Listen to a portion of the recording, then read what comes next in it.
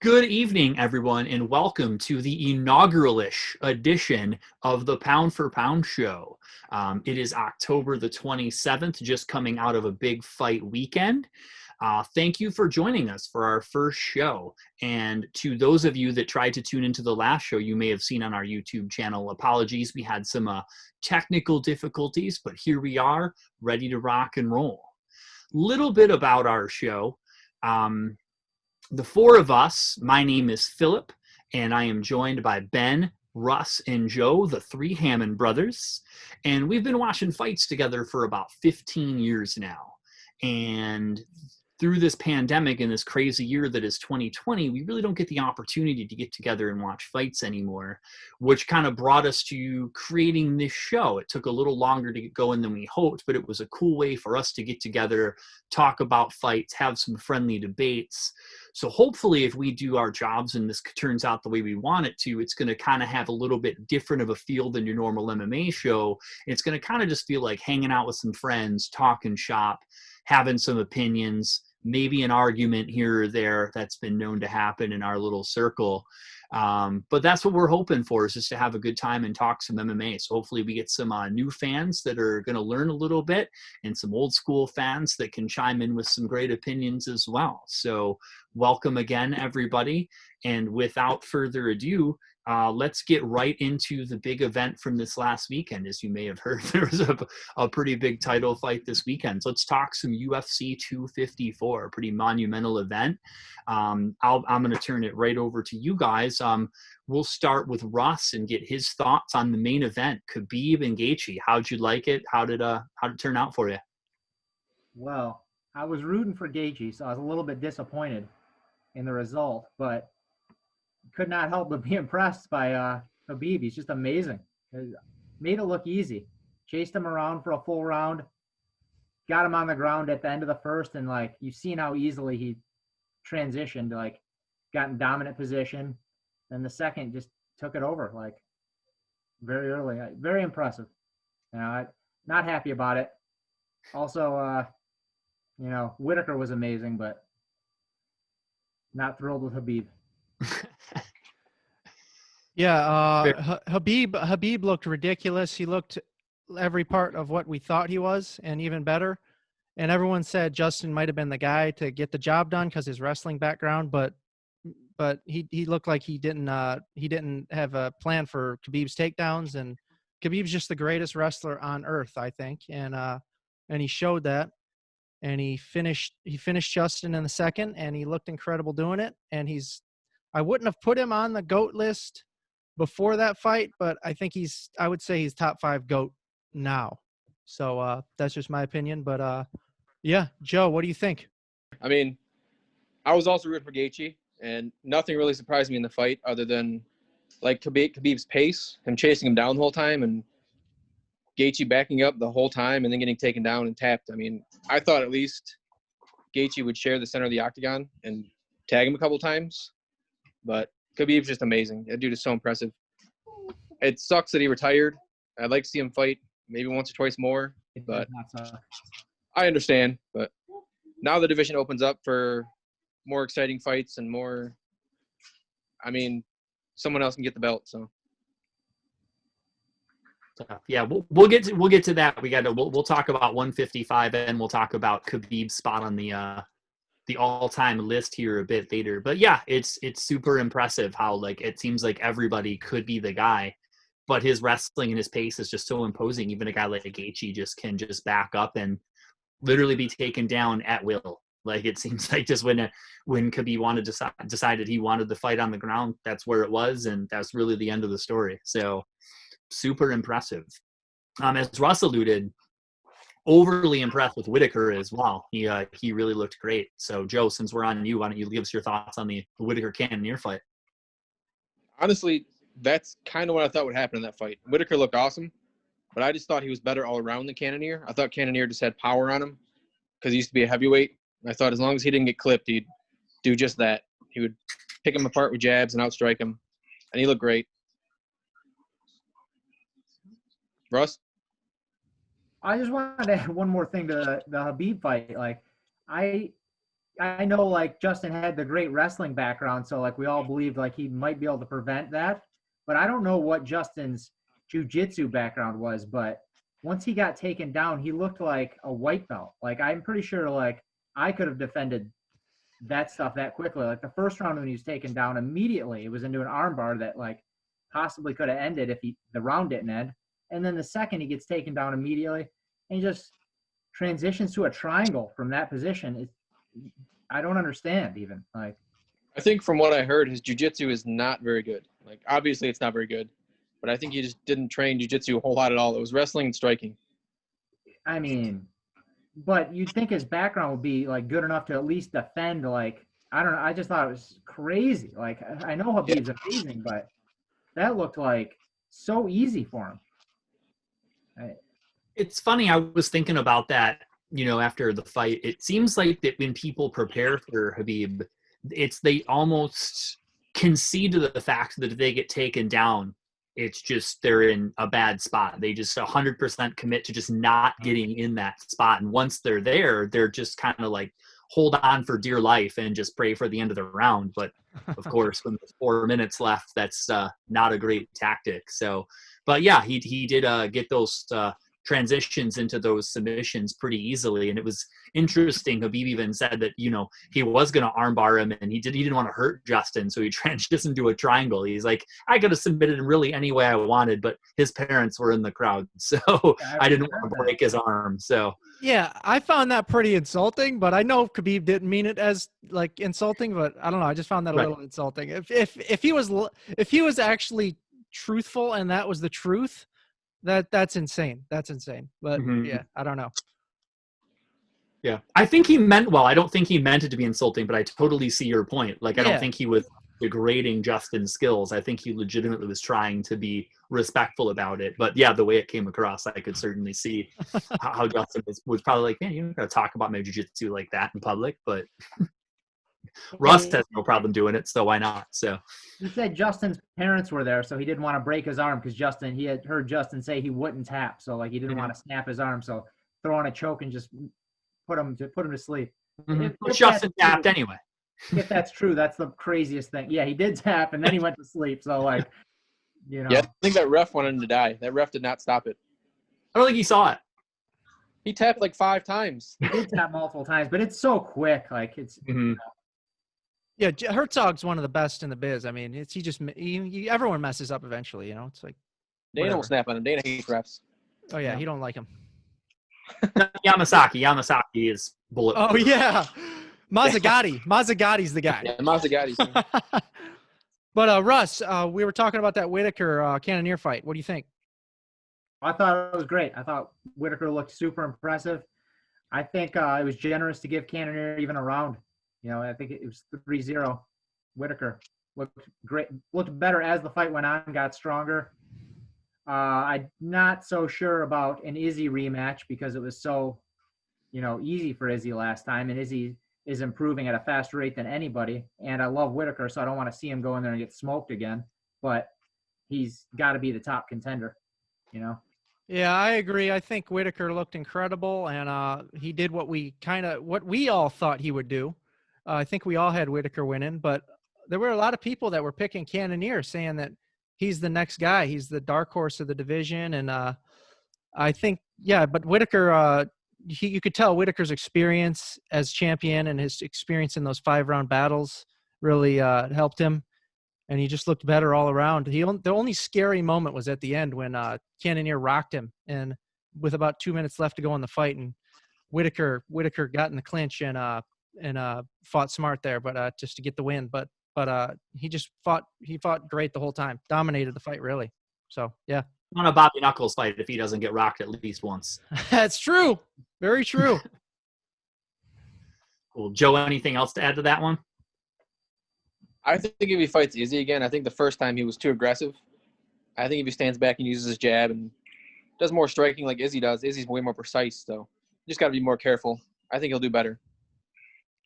It is a very intriguing rematch. People are like, well, if this happened the first time, then that's going to happen the second time. I don't like that mindset. It's like every fight's unique, and he'll come in with a new game plan, and he's pretty much the second or third best middleweight in the world right now. So he'll come in with a new game plan, and it'll be a great rematch. That's what I think. Shall be interesting to see. Real quick, we can touch on the Volkov Harris fight, and maybe Volkov's tattoo. That was crazy. That was like, Yeah. Amazing. yeah, that was like the most noticeable thing of the fight. I was like, who is this guy? Yeah, that was that's part cover up, right?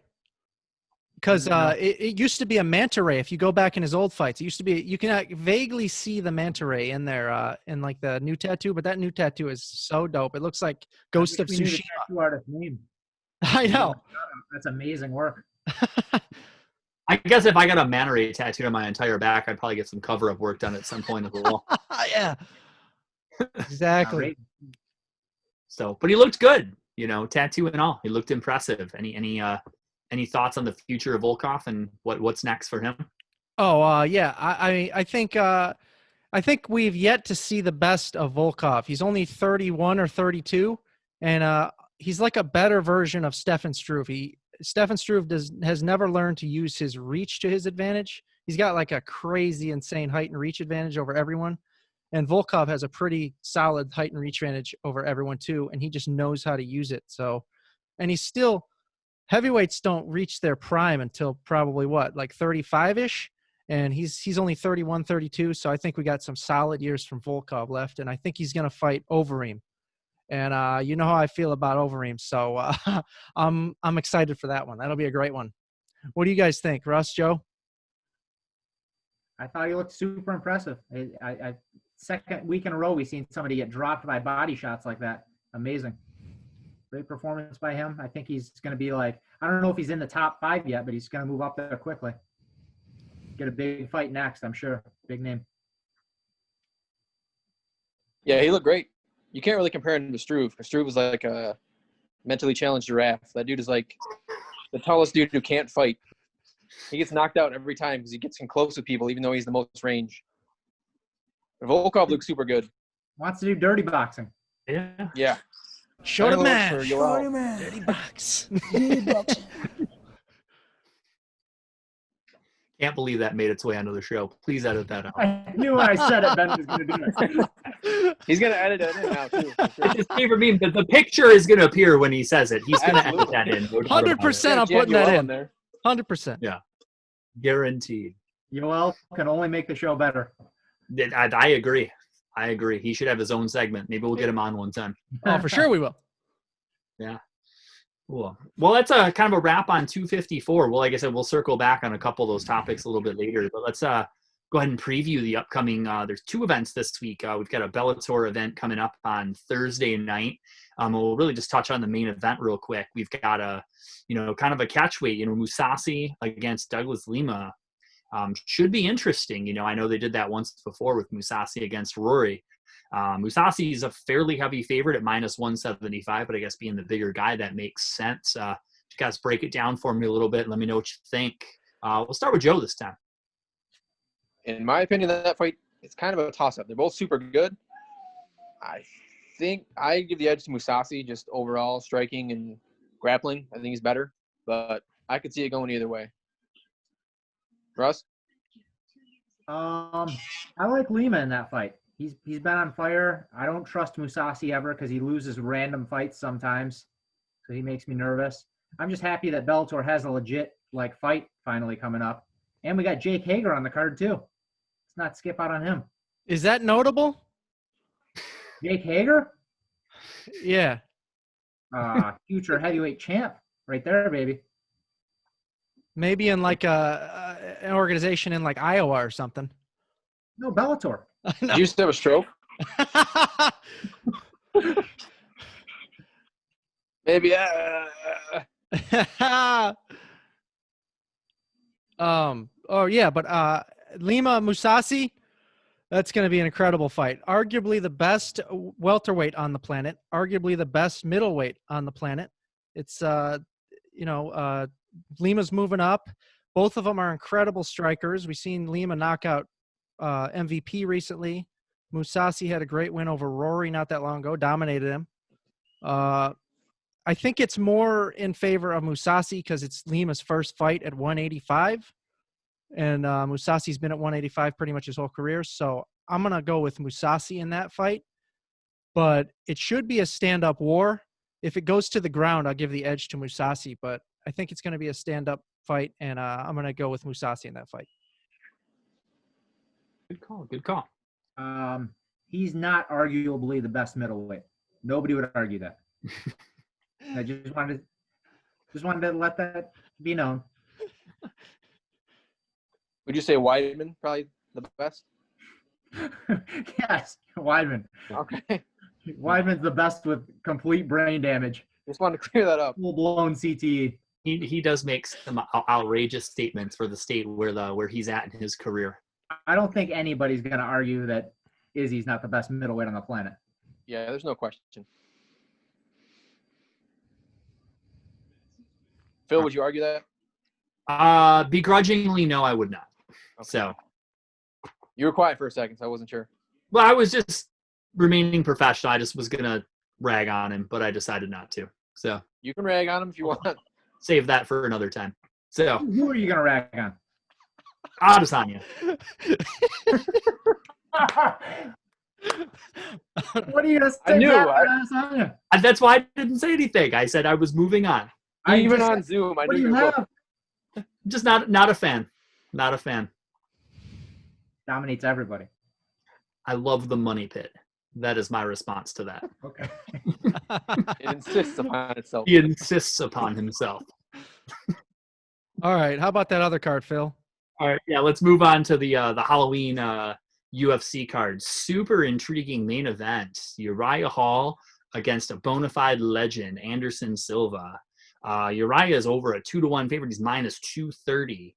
Wow. Pretty significant favorite. So let's go to Russ on this one. So maybe we can get a little bias, get this odds a little closer. Man, I want to be super biased, but Anderson is 45 years old and has won one fight out of his last 8. It's very difficult to back him at this point. I want him to win so badly, but I don't know how many dudes he can beat anymore. Like he's in the UFC at least. He could go smash dudes on the street, but in UFC, I mean, there's not going to be too many dudes he can beat at this point.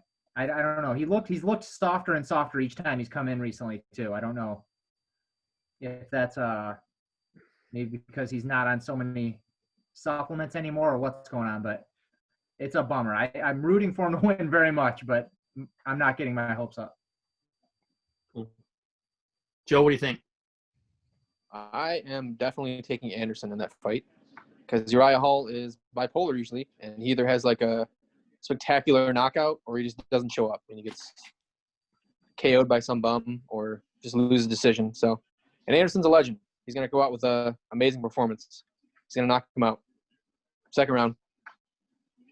Very bold. Very bold. Ben, how do you feel about that? It's a good fight. I'm going to take Uriah because Anderson's well past his prime. Uriah's kind of, I think, hit his stride. And this is going to be like a kind of like a coming out party for Uriah, which should have happened many times already. Phil, you got a problem? Party when you're like 10 years into your career? It's a coming out party. It's a late coming out party for Uriah Hall. But I think Uriah is going to get the finish. I'm rooting heavy for Anderson. You know how I feel about Anderson. I love Anderson. I want him to get a win his last fight. He's one of the GOATs. He goes on the Mount Rushmore of MMA. I'm rooting for Anderson, but I think Uriah is just going to be faster, stronger. And I think he's going to finish Anderson, unfortunately. But we'll see. Hopefully Anderson's got one more amazing performance in his bag of tricks. So we'll see. Would be cool to see. Cool. On to the co-main. We got Bryce Mitchell against Andre Fili. Very close line. Bryce is at minus 145 currently. Fili is a plus 125, so a pretty close fight. Ben, I'll let you go first on this one. How do you see that one playing out? I got Bryce winning it because we haven't really seen a weakness in Bryce's game yet. He's undefeated and he's looked every performance in the UFC. He's looked great. We've seen Fili come in there sometimes and it's a hit or miss Fili. We've seen Fili not show up sometimes. I can't recall the opponents off the top of my head, but I just think Bryce has a really bright future and I don't see his first loss being to Fili. Bryce's ground game is just insanely good. And his stand-up's pretty solid too. So I think I think Bryce is going to get it on the ground, and I think he's going to submit him. But yeah, that's how I see that fight going. That's going to be a really good one. I'm a big fan of Bryce Mitchell. But Russ, what do you think?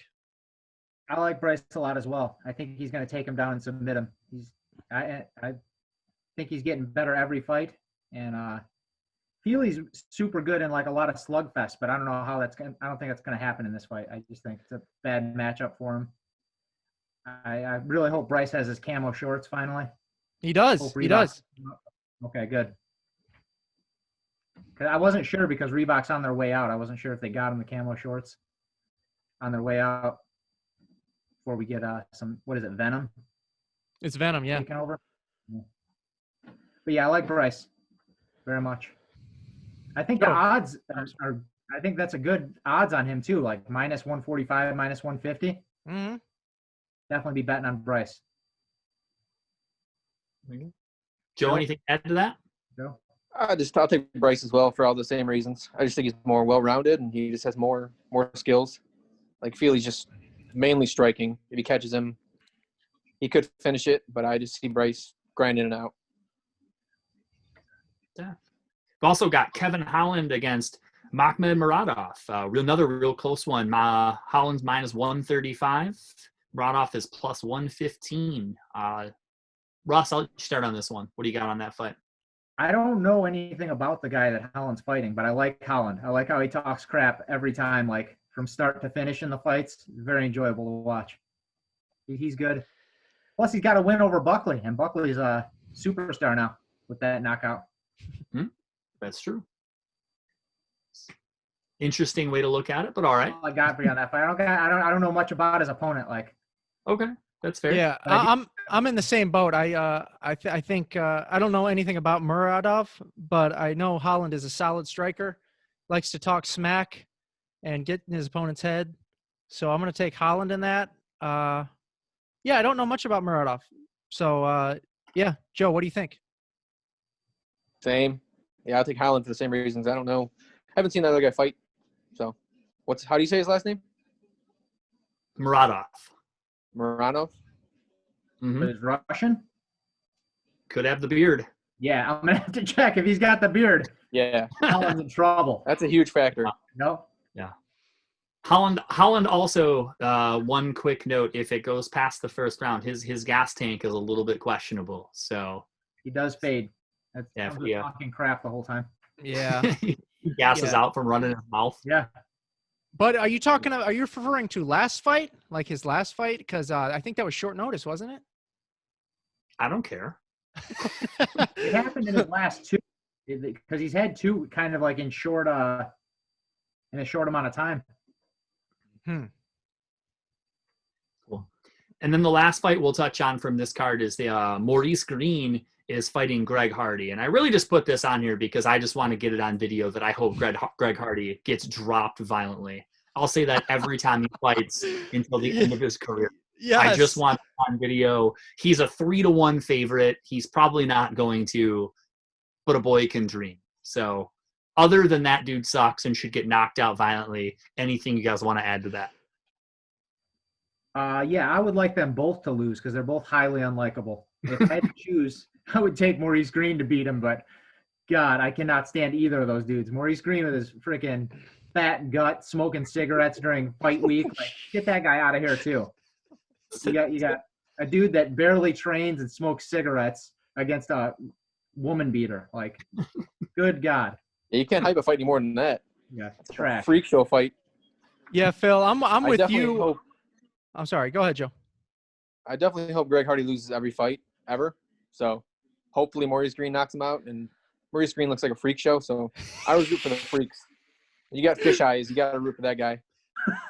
Yeah, I'm rooting for Green as well. The Crochet Boss, right? That's his nickname? Crochet Boss. That's something like that. Yeah, something well, More fish eyes. yeah, but you guys are all right. I think everyone can agree that Hardy deserves to be knocked out pretty violently for his past actions. But once he gets knocked out once or twice, we can get on the road to maybe forgiving him. But until then, he needs to get slept. Let's be honest here. Let's go, Maurice Green. Maurice Fish Eyes Green. Let's go. I want Hardy slept right out of my life forever. So Yeah. There will be no forgiveness. good stuff. Good stuff. Well, hopefully that'll be an exciting card. I don't know how many people are going to catch it being on Halloween night. Seems like an interesting night to run a fight card, but hey man, the more fights, the better. So I mean, this year Halloween's pretty much canceled, so Halloween everybody can never. stay home. Halloween. It shouldn't be, but it kind of is. Halloween will persevere over everything. So cool. Sound like we ran over some fights. We'll throw it over to Russ to give us some of his best bets for these upcoming fights.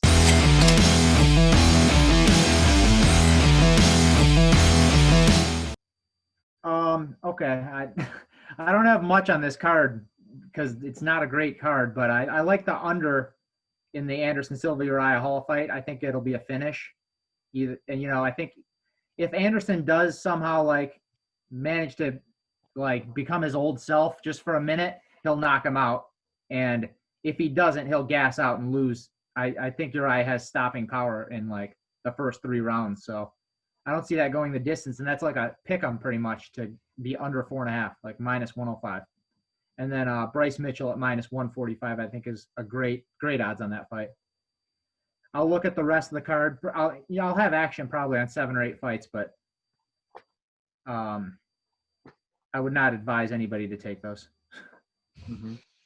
You seem pretty high on the Lima being an underdog pick as well. Yeah, I'll be on that as well. All right. I like it. Good stuff. Joe, with all these upcoming fights, what's your hot take of what's going on right now?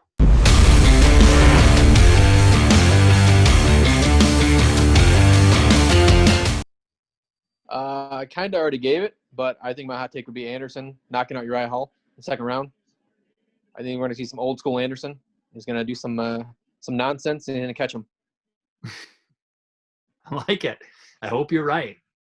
Maybe Cool. Anderson, like during this quarantine time, has been down in Panama getting stem cells injected. And he's going to come in there looking like he's like 30 again. I hope so. Doing him with Vitor, maybe. Maybe hanging out with Vitor. That'd be beautiful. I'd like that. Ben, lots of cool fights coming up. What's your pick for fight of the night, buddy?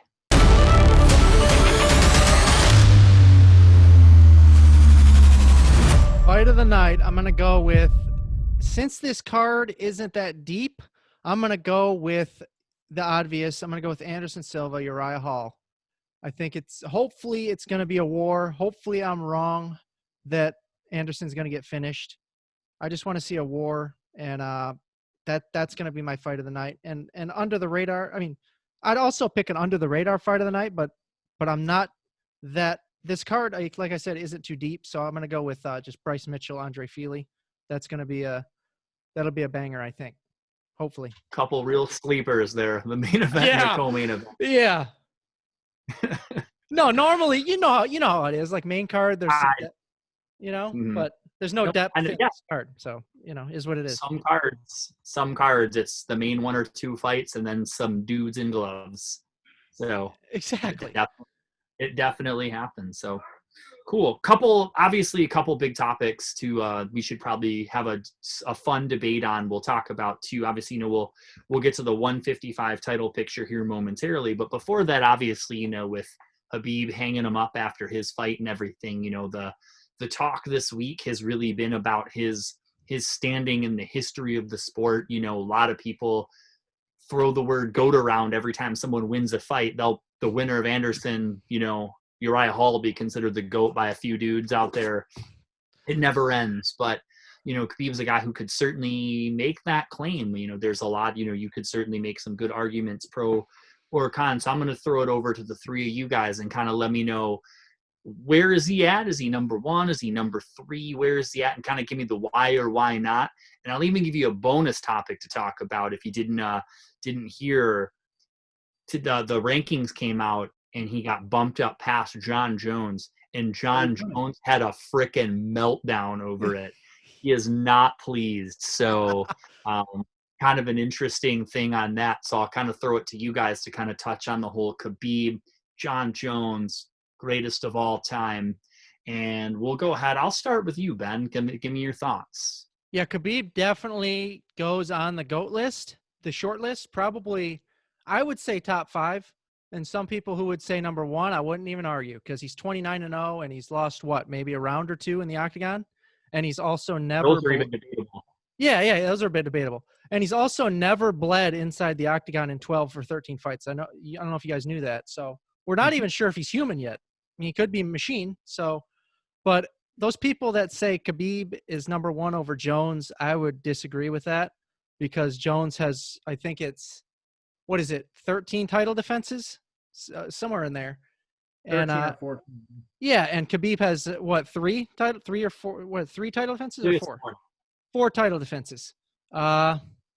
Yeah, that I don't even think it's really debatable. But I also can see that Jones has tested positive for some things in the past, so you got to hold that against him. And he might have been, on some illegal stuff through all his career. You know what I mean? So there's that argument too. And yeah, I get what you're saying, Phil. Yeah, I seen that Jones had a meltdown. He just can't let someone else have the GOAT shine. He just cannot do it. So, but I'm on Jones' side, and I'm not even a fan of Jones. I think Jones is the GOAT by a very wide margin in MMA, the greatest of all time. And he's only 33, and he's got some good years left in the heavyweight division and maybe in the light heavyweight division. But yeah, I think Jones is the GOAT. Khabib, I'd put up there. I'd put Anderson on there, GSP, and probably Demetrius in no particular order, but I'd say Jones is number 1. Russ? Yeah, I agree with a lot of what you said. Habib, I don't think he's the greatest of all time. I think anybody that's saying that it's just recency bias where they get hyped about like, the fight of the weekend. Like when Conor took both his 2 titles, everybody was like, "Oh, is he a GOAT?" Like he's great for sure, but GOAT, like that's such like a long span. You have to dominate to become that. I think Habib is the most dominant in like a 3 or 4 year span. Like I've never seen anybody dominate opponents like that. Like even, John Jones maybe at his best was dominating, but even he lost a round or 2. Like, and since then he's had super close calls. But yeah, I'd say he's top probably 4 pound for pound, maybe 3. I think I agree with you. John Jones is the greatest of all time. Like this, despite not being a big fan, and he's got major character issues inside the octagon, you can't argue with his results. He's just unbelievable. I mean, he'd be undefeated too if he didn't have that silly disqualification loss against Hamill. So that like that 0 means a lot. It's dumb that he doesn't have that 0. Otherwise, maybe people wouldn't even argue. It'd just be Jones number 1. And then also up there, you got to put GSP for sure. But yeah, that's my take on it. Jones is number 1. I'd say Jones, GSP, probably Habib then, and maybe Fedor. It's questionable. I'm not sure. I'd have to think about it longer. Would say I would definitely put Khabib in the top 3 or 4 for sure. But there's other guys who still have a young career and they still have other fights to go. Like Jones is still going to go in the heavyweight division.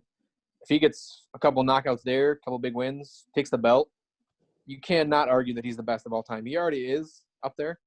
And then Izzy is running through people, and he's still super young. So we don't know what he's going to end up. I know there's some haters on here of Izzy, but the dude is amazing. He's super young, and he's super talented. So, and he's going to move up for sure, too, end of his career. So you never know what he's going to do. I would put Jones, though, number 1. Khabib, top 3, just because he's so dominant, and he's never lost and never even looked in trouble. So.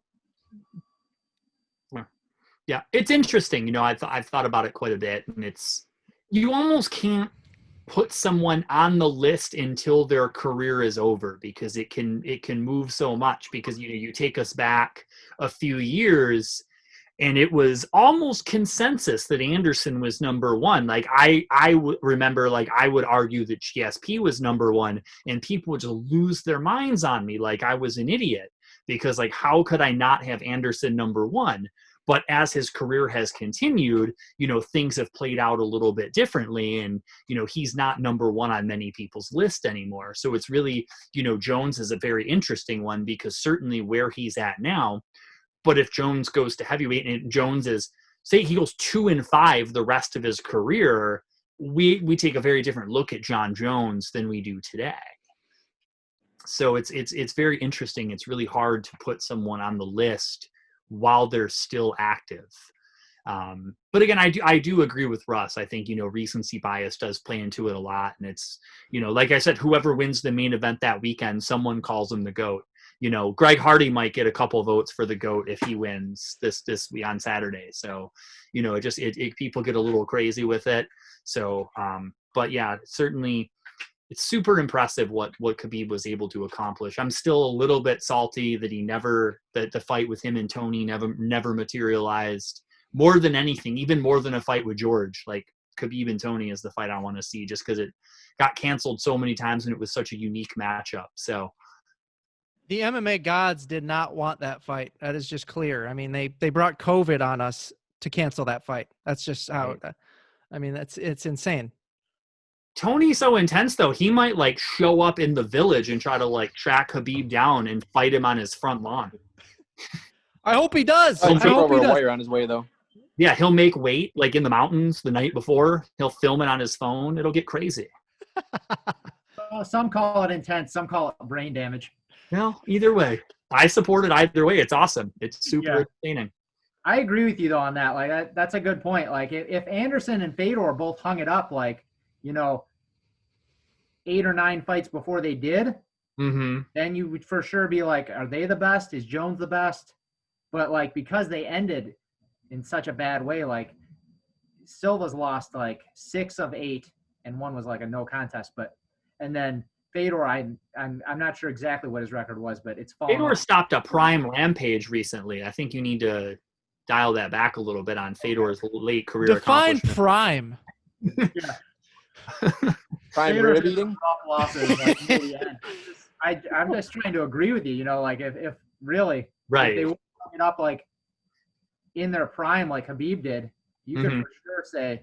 I mean, you'd have a hard time saying they're not the greatest. Either of them. Yeah, 100%. So yeah, like I said, it's interesting how it'll play out over the next few years and see, like I said, because a lot of guys, to Joe's point, if Izzy continues down the path he's on, but think back to the guys that were on those type of tears, and I think of Renan Barao was going to be the next Jose Aldo, and then a couple years later, people didn't know who he was. Who else? BJ. BJ put a stop to that quick. Right. Yeah. A lot of guys had, they were well on their way, and then they lost a fight or something happened, or USADA showed up, or, a lot of different things happened and their career took a very different turn. So I think it's really hard to put someone on the list and, and really cement their place in history until their career is actually over, and you can kind of take it as a whole. Rather because if you picked out small chunks, the run Fedor was on or the run Anderson was on, that moment in time for them few years, that guy, may have been the best of all time. But unfortunately, they went on, had all these other fights, and maybe didn't go so well, getting knocked out by Ryan Bader in 40 seconds or whatever it may be, which hurts me to this day, because if I could cheat and make the list how I wanted it, I would bump Fedor to the top, but unfortunately I can't. So Hendo. But since we brought up Tony, let's get into the 155 title picture. A lot of interesting things to talk about, a lot of interesting names on the list, and a lot of interesting discussion out there. A lot of people are saying that, they could just take that not even officially signed yet fight between Conor and Poirier and make it for the belt. People are suggesting there'd be a 4-person tournament, but there's really, and I'll give you guys 6 names, because there's a lot of names, kind of being thrown out there right now. You've got Poirier and Conor, because they've got a fight all but booked. You've got Michael Chandler, because he was the standby. You've got Tony. You've got Justin, because he was just the interim champion. It was just in that fight.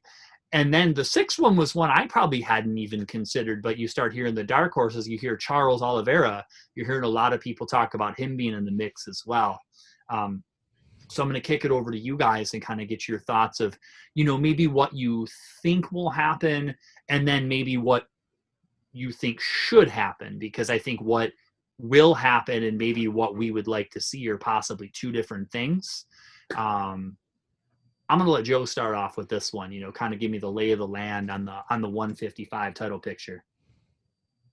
What I think would happen is ideally for UFC, and if what Dana probably wants is to just make Conor Poirier for the belt.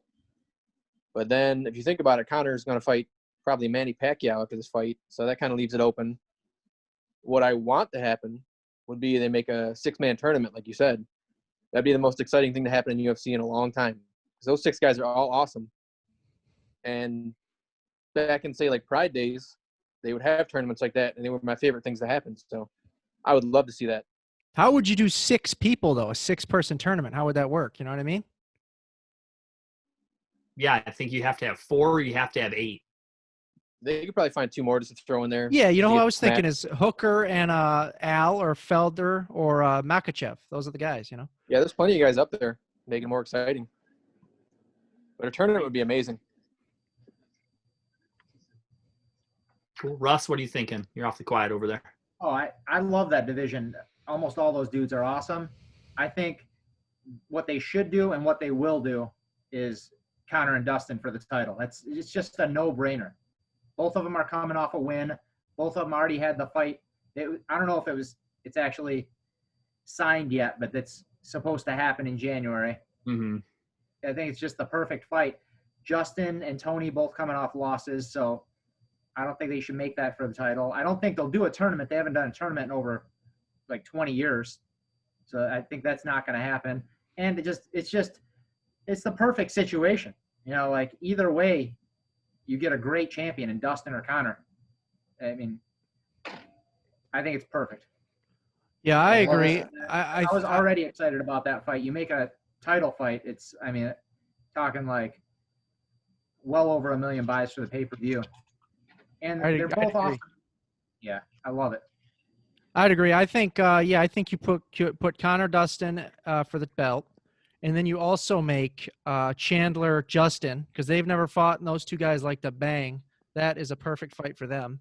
And then Tony's coming off a loss, so you put him against someone who's actually a little bit similar, Charles Oliveira.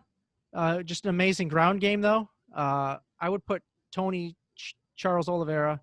Yeah, that's how I'd do it. But I'd make Conor Dustin for the belt. Those 6 guys stand out above the rest. You're right on that, Phil. And then you also got those other ones I mentioned. You got Felder, Al Quinta, who else? Hooker, and Makachev. Those are the top 10 guys. But those top 6 stand out. And it's going to be interesting how it plays out with Khabib gone. It makes it very interesting. But I think they're going to try and get that belt on Conor.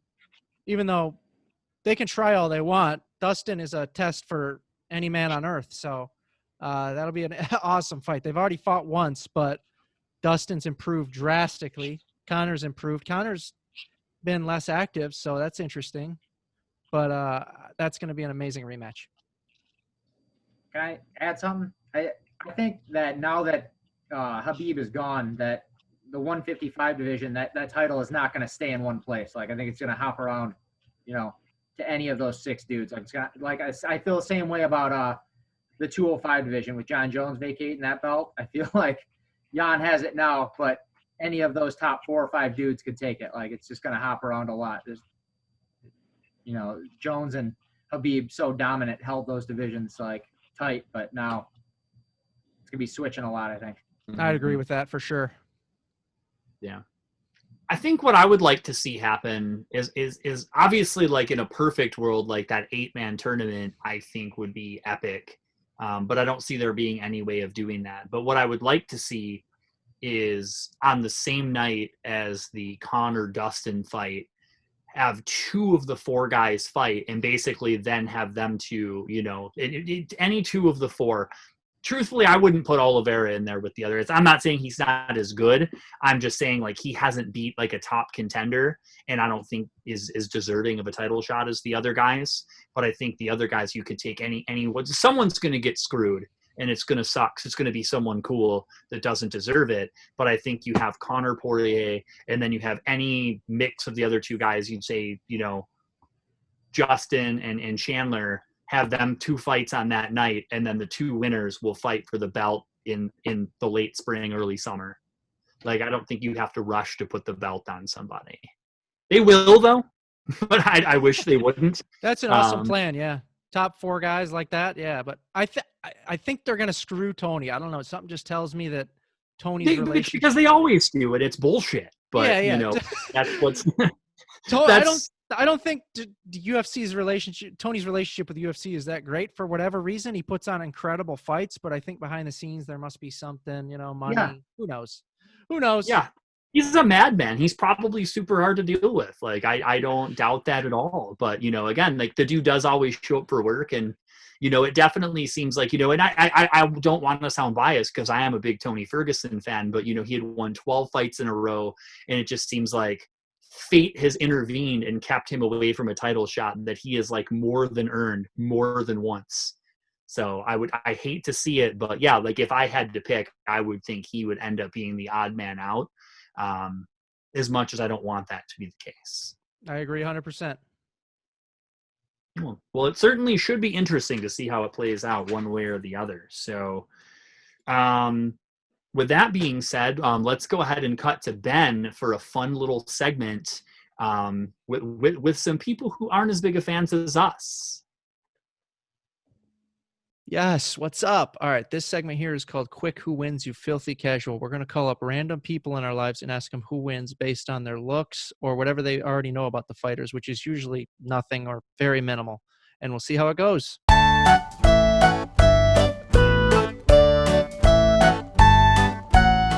right, I'm here with my sister-in-law, Erin, and I'm here with my sister-in-law, Kate. I'm here with our mother. Quick, who wins, you filthy casual? Tell me. Erin, who wins, you filthy casual? Uriah Hall or Anderson Silva? Well, obviously, Anderson Silva is going to win because I know how he fights, and he fights like a crazy maniac. And I don't really know how the other guy fights, so I got to go with my gut. And it's Anderson Silva! Kate, who wins, you filthy casual? Quick. Uriah Hall.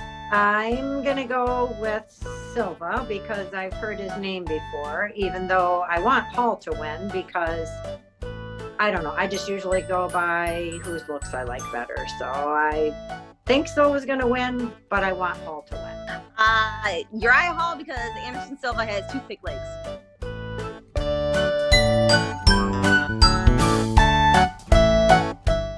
So this is the section of the show where I'll throw it out to the group for really just any type of miscellaneous discussion. You know, it's Halloween time. Most of us, actually everyone on this, are big fan of the horror movie genre and Halloween in general. Lots of talk of, I know there's Ben's been hyping up The Last of Us 2 quite a bit lately. That game is amazing. Phil, have you played it yet? I have not. Oh my God. Have you played the first one? I have. All right. So the second one is better, I'd say. No game has as good as story writing as Last of Us #2. And I will die on that hill. I mean, that game, they literally know how to write better than any other game developer in the world. They know how to just slow things down. And it's just incredible how attached you get to the characters and the story. And, Russ beat it. Joe beat it. It's probably my top 3 games of all time. And I highly recommend that game if you're a gamer. Amazing. Don't say highly like that, though. Thanks. I would agree, though. It is up there in the best games ever. Just story-wise, it's unbelievable. That's a pretty bold statement. So, you know, recency bias. That's what I'm calling for here. No, there's no recency bias here. I know recency bias is. No, there's none. We'll see if it withstands the test of time. So, outside of The Last of Us 2, which is apparently the greatest thing since sliced bread, anything else that the people need to know about? Any new albums, any new movies, old movies that you've went back and watched? What have you guys been up to outside of the world of MMA? We're talking about gaming. PlayStation 5's coming out in a couple weeks. That is exciting stuff. There it You is. seen that monstrosity? I have seen it, yes. The size of it is unreal.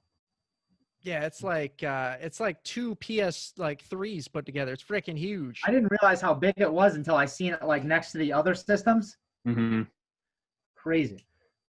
Not going to be able to get one till like 2024, but it does Why? look sweet. Aren't all the pre-orders sold out for a while? You can still get one. Come on. All right.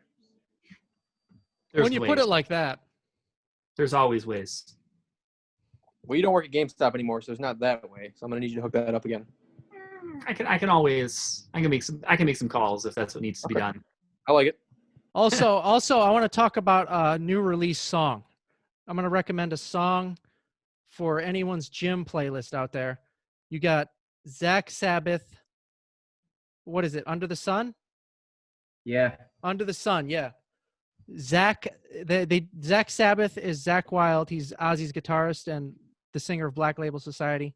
One of the greatest guitarists of all time. One of the goats of guitar. And he's got a Throw it band. down, go down. Yeah, no, we're throwing it around. We're doing it. Come on. He's one of the goats of guitar, and he's one of the goats musicians of all time. And he's got a band called Zach Sabbath. They cover Black Sabbath songs, and it's an insult to call them a cover band because when you think of cover band, you just think of cheesy bullcrap, like some amateur bullcrap. But this is a serious band. They're called Zach Sabbath. Under the Sun. Check this song out. It is hard as nails. Are we doing song recommendations? Why not? We can do anything you want. Vin Diesel has a new song out. I feel like I do. If you guys aren't jamming that every day, Whatever views we had are now gone. So Then if you don't edit this out of the video, Feel this like will be my I do. last video. by Vin Diesel. Oh, man. Jam that song while you work out, and then you go watch some Fast and Furious movies. You're good to go for the week. All the motivation you need. I listened to a minute and a half of that song, and I was amazed I made it that far. My ears were bleeding. It was awful, just What? painful. No, you're just not getting into the groove of it. That guy can barely act, yet alone sing. I mean, I can barely Jesus. talk, let alone sing. I can't believe this nonsense. He's maybe the best actor outside of Wahlberg. Wahlberg's probably the best, but Vin's up. Are you done? And now, the best musician. But let's just move on from that. So Unreal. That's a good one. That's a good one. if you want to actually recommend something new, especially for your gym playlist, That's all I've been listening to, so I'll get something next time for you. the second song off the new Hatebreed album is available to download. It's called Instinctive. It absolutely crushes. It increases your max bench by like 30 pounds. It's intense. Listen to that. Don't listen to Russ at all costs. Cool. Cool. Well, that's really about it for this week's show, guys. Ben, I know you wanted to shout out your boy for helping us out with Oh, yeah. with some stuff. Fire him a shout out real quick. Yeah, this guy, Kevin Zarko. I'll put his name on the screen. It's his name on Fiverr.com. He made the logo for this for our new show. That logo you see behind Phil right there. He made that logo, and he's a good dude. So go have that guy make a logo for something for you. So I'll put his name on the screen. I love how I said he was your boy, and then you said this guy. Like you met him in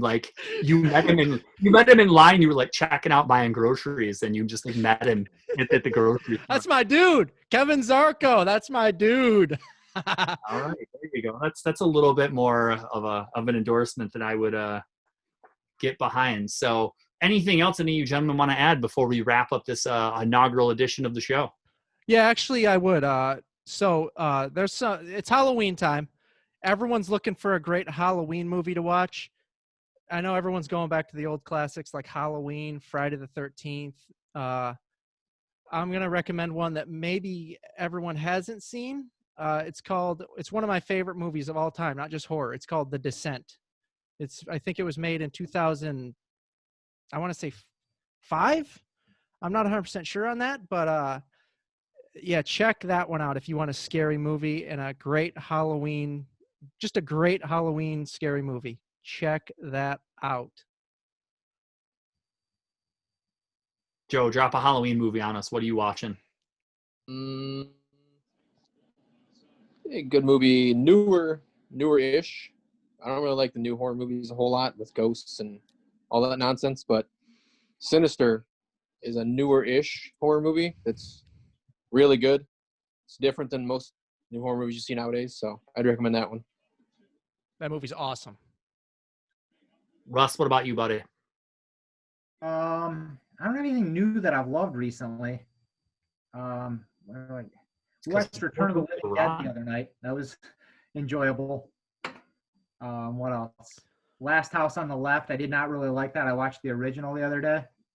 Not too good. I don't know. I watched it recently too. Yeah. Not, yeah, I don't know. super weird. It was. It had like a cheery kind of vibe, kind of some parts. Exactly. It goes from like crazy rape death scenes to then like a super happy song. It's like, what the heck is this movie? Very strange. What's weird about that? I don't understand. Because it's not done in like a black comedy kind of way. It's just done in like a very strange way. I don't know. The I new would not one is recommend much it. better, I think. But yeah, Yeah. I really like that newer one. I'm But trying to think of anything I've seen recently that was real good. I can't really think of anything. Those new movies aren't very Oh, I good. got one. Hubie Halloween. Hubie Halloween on Netflix. New Adam Sandler movie. That's a winner. I will have to take your word for it. I was not even Same. Anything with the Sandman is good. Trust me on this. yeah, pre 2005. Anything ever. including Punch Drunk Love. What? Including Punch Drunk Love. I haven't seen that because I don't like. I don't Hey, like that movie- serious. That movie's got a huge following. Actually, a lot of people love that movie. Oh, they can go follow it somewhere else. Uncut Yeah. Gems though, outstanding. That movie is. That great. did look really good. Yeah. So, kind of wrap things up here. We'll leave you with a couple reasons to really tune in. I can really think of two main reasons. Number one, the Bellator event, that is a very unique fight and should be absolutely outstanding. Lima has been on fire. Mousasi has been one of the most dominant fighters in Bellator. I think that's an excellent matchup. I think that should be a great fight. And then obviously, I think you should tune in Saturday night. There's a very good chance it's going to be the last time you ever get to see Anderson Silva make the walk to the octagon. Hopefully he can get it done, but win, lose, or draw, hopefully he closes it out with a great performance. And as you know, if you've been a fan for any type of any length of time, that is certainly something you wouldn't want to miss. So even if it's Halloween night, you got to DVR it and watch it the next morning. I totally understand, but don't miss it. So that's what I would leave you guys with. Other than that, again, thank you guys for joining us for our inaugural show, and we will see you guys very soon. Enjoy the fights. Thank you, guys. Thank you. We'll see you next time.